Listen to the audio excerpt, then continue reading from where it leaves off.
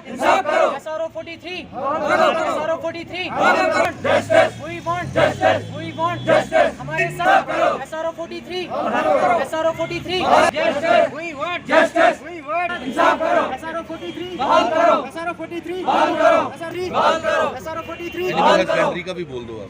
हमारे साथ इंसाफ करो। हमारे साथ इंसाफ करो। SRO 43 justice We want justice We want हमारे साथ इंसाफ करो। हमारे साथ इंसाफ करो। SRO 43 We want justice We want justice हमारे साथ इंसाफ करो। हमारे साथ इंसाफ करो। SRO 43 अस्सलाम वालेकुम, मेरा नाम शौकत है जी। मैं SRO 43 के रिगार्डिंग यहाँ पे हम आए पीसफुली प्रोटेस्ट करने के लिए। बात यह है कि एक्चुअली 21 फरवरी को हमारे कंसर्न डिपार्टमेंट ने हमें रिमाइंड कॉल किया है कि आप आ जाओ चीफ ऑफिस पे।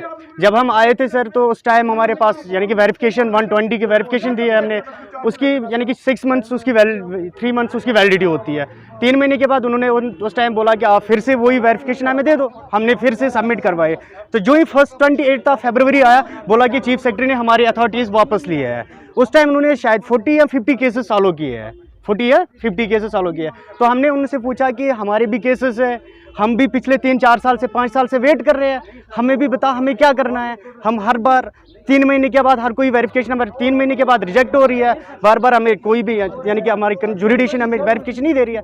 तो फिर हमें जेडी सेक्रेटरीट को हमारी केसेस। आप डिफरेंट महकमे से आए? जी सर, डिफरेंट महकमे। मैं PhD यू है कि हम 43 के रिगार्डिंग, ना कि हम जैसे कि हम 43 में आते हैं, हम रिहेबिलिटेशन स्कीम में नहीं आते हैं। हम 43 के अंडर हमें सॉल्व कीजिए। अस्सलाम वालेकुम जी, मेरा नाम आकिब अशरफ मीर है और मैं कुपवारा से आया हूँ।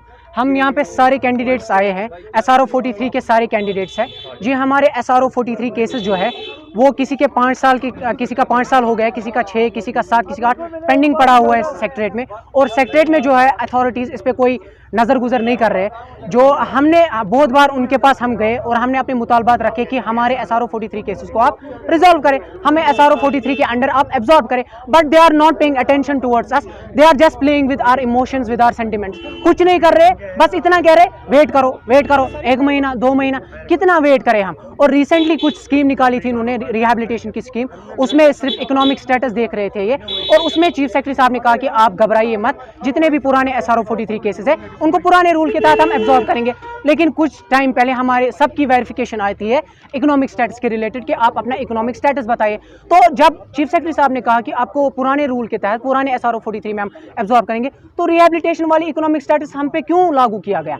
तो अब आप ये बात भी छोड़िए, अगर आप इतना किया, अब सीधी सी बात है कि हमें आप एब्जॉर्ब करें, हमें SRO 43 के अंडर आप अपॉइंटमेंट करें। इतना हमें घिसाना पिटाना, इतना वहाँ से यहाँ भगाना, इसमें क्या निकलता है? आप मुझे ये बात कहिए कि SRO 43 क्यों होता है? SRO 43 ये होता है जब एक गवर्नमेंट एम्प्लॉय उसकी डेथ होती है, तो तब उस गवर्नमेंट एम्प्लॉय को ये एश्योरेंस दी जाती है हायर अथॉरिटीज़ की तरफ से, कि गवर्नमेंट की तरफ से, कि आपके बच्चों को हम छोड़ेंगे नहीं, उनको एब्जॉर्ब किया जाएगा।